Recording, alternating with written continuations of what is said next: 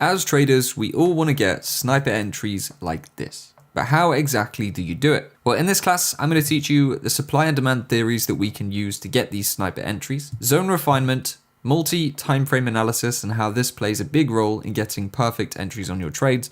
And all of these things, ultimately, will show you how to get sniper entries. Before we jump into zone refinement, it's important you understand the basics of supply and demand. If you already do, use the chapters to skip ahead. If not, I'm going to explain them to you now. So a demand zone is an area of consolidation before a strong upward move. When we're looking at candlestick charts, it's going to be the candle like this.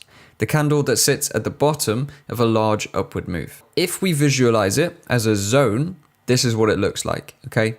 It's drawn as a box, and my rule is to use the last candle before the impulse away. So I'm looking for a sideways candle like this with wicks either side and little to no movement, just before a large push upwards. And the idea is that a demand zone shows a price that institutional buying took place previously. So very large players in the market placing very large orders. That's why we get these big drives away, and that's what a demand zone is indicating. The idea here is that this is seen as a discount price to buy from. So future buying is expected if price returns to this level. Here is exactly what we would expect to see from a demand zone.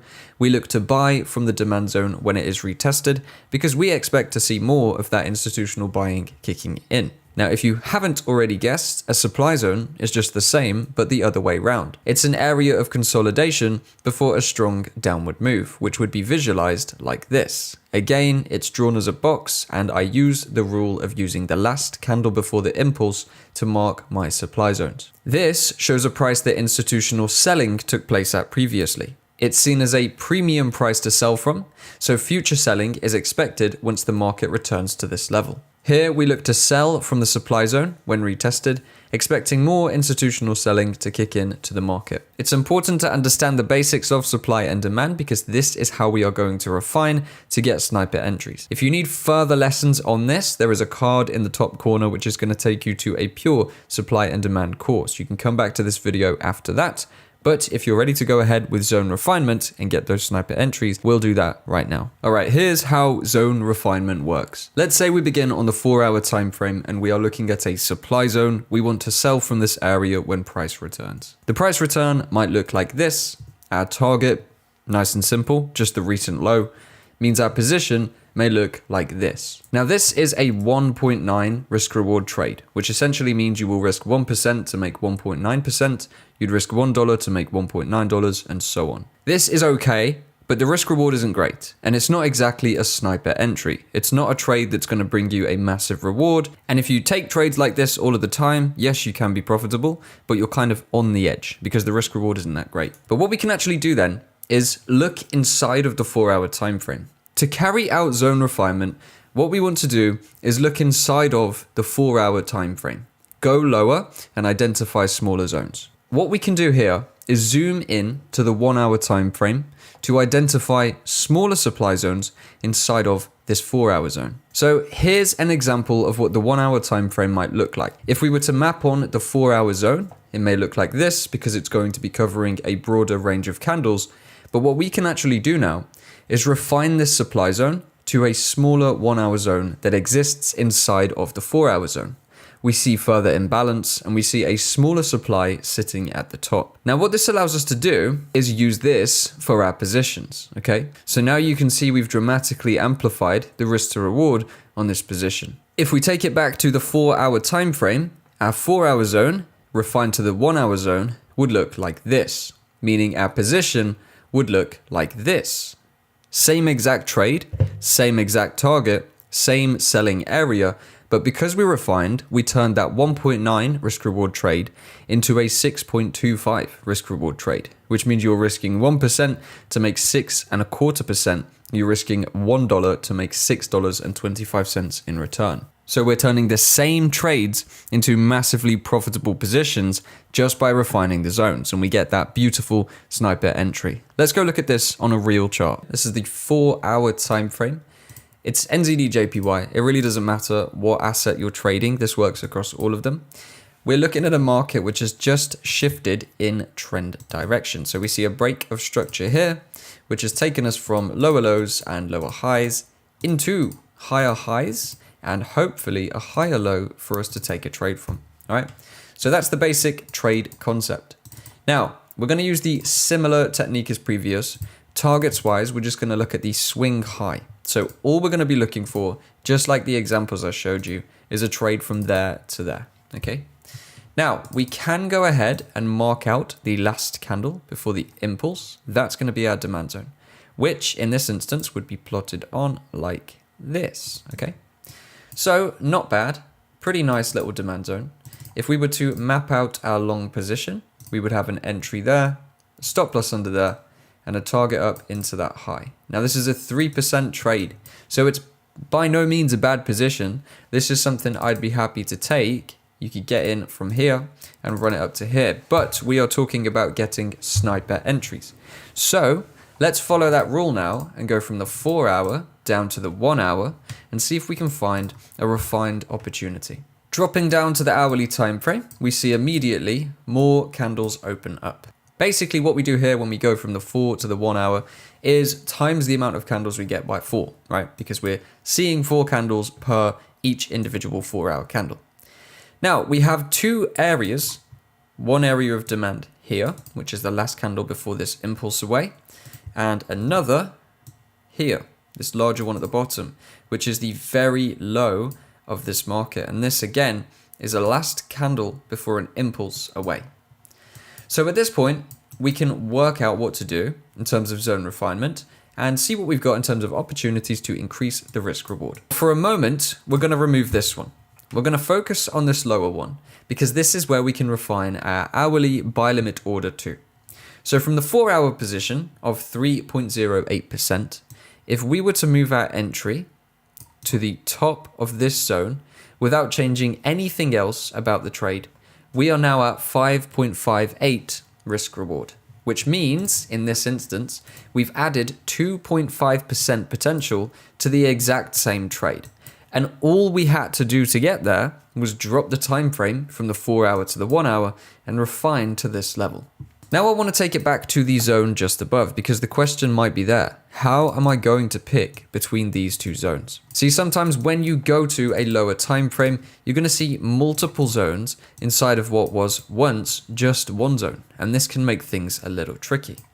Now there's a simple way that we can approach this outcome.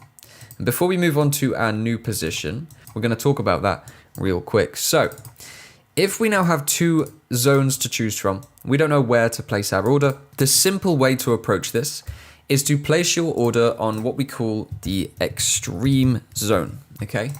Now the extreme zone is going to be the furthest zone from price in the leg of price movement.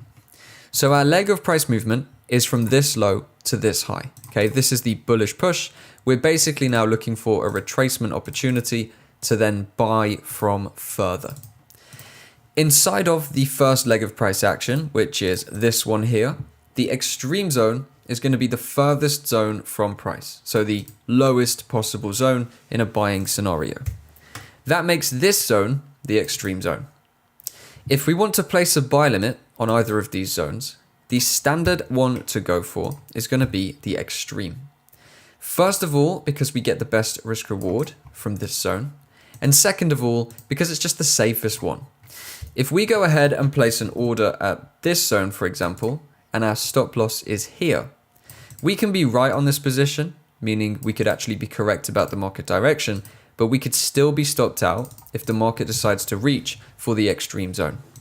So when it comes to buy limits, the safest way to do this is to just place your order at the extreme zone, which in this instance is going to be that 5.58 risk reward or 5.58% potential return trade.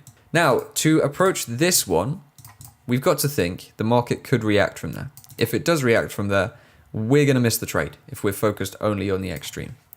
So what we can do inside of the top zone is use what I call a standard confirmation. This is nothing new. It's just a simple name for a simple approach to structure confirmations in your trading. So a standard confirmation looks just like this, okay? What we would do is when the market reaches this level, we would see if this lower time frame structure changes in agreement with our larger trend direction. So now that we're on the hourly, we can see there's a small trend inside of the larger trend. We have the high, a low, lower high, lower low, then we have a lower high and a lower low. Now at this point, we would basically want to see the market return into this area of demand and then create a new high. If we saw this, let's say it happened immediately from where the market is right now. So if we had a drive down from here, retest of this level, and then a push back above this point, this would confirm that the top zone could indeed be good for a position. Because what it would show us is that this demand zone is seeing an influx of buying that's strong enough to reshape the trend, okay? So if we were able to push over a previous high, it would tell us this zone has more strength than we may have initially anticipated. And that means therefore we could take a buy position if the market was to pull back.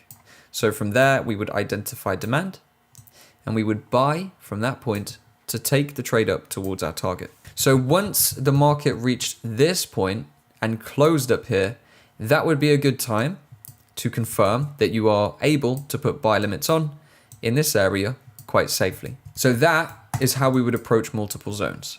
Now, just to give you an insight into what the standard confirmation looks like in reality, let's just take a look at how we found the premise for this trade.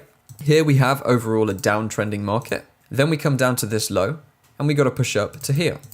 This is that structural shift that we would want to see. So basically we would take this pattern that we've got right here and we would replicate this on a smaller time frame, okay? So we'd be looking at that exact same thing again. If we got that, we could then happily place orders, all right? So that's a visualization of what the standard confirmation looks like in the candlesticks. So that's how you would pick between two zones. Just go with confirmation entries on any top zones, and then the lower zone, the extreme zone, the furthest from price at the bottom of the leg of price action is where your order can be placed. You could place a buy limit there because you'd be quite happy to get in at that point if the market got to it. So if we jump back to the 4-hour time frame now, we can see that we have our top zone for potential confirmations and we have an order placed at the extreme zone. Now, just removing this one for a moment, we can see that now the 4-hour candle basically has a zone covering half of it. On the 4-hour, first glance, it doesn't really seem to make much sense, but that's because this is a 1-hour zone, okay? That's pretty bad drawing, but you get the idea. So this is our 1-hour extreme zone. The idea here is then that we've actually managed to refine the trade down, and rather than getting in at this high, we're going to be getting in at the extreme, the refined area, which is going to give us the best risk reward for this trade, okay? Now let's see how this market runs out. See, we get pushed down into that extreme zone, and then the market pushes up and makes its new high, which would fill our trade target. And just to show you, if we were working with the 4-hour zone, well, the high of the zone would be there, the low of the zone would be there, so our position would look like this, okay? So we're looking at around a 3% return without refinement, or we're looking at that 5.58% return with refinement, which, as you can see as well, is where we get those sniper entries, because what we've actually done is managed to secure an entry right on the wicks. We're not halfway through the candle bodies, we're not completely above one of the candle bodies as we would be if we'd entered off the 4-hour zone. We've captured the wicks and we've secured a sniper entry. Now, there is one thing you need to be careful of when you are refining zones, and that is over refinement. You need to make sure that you don't refine your zones too far. You could say, if we go from the 4-hour time frame to the 1-hour time frame, and it makes the zone smaller and it makes our entry more refined, why don't we then go from the 4-hour to the 5-minute or the 1-minute? Because surely then we're going to get an even smaller zone inside of this larger zone. Now, the problem with this is if we go over on the 5-minute time frame and dig into this larger demand zone, we're actually going to find that there are some very small refined zones all the way down here at the low.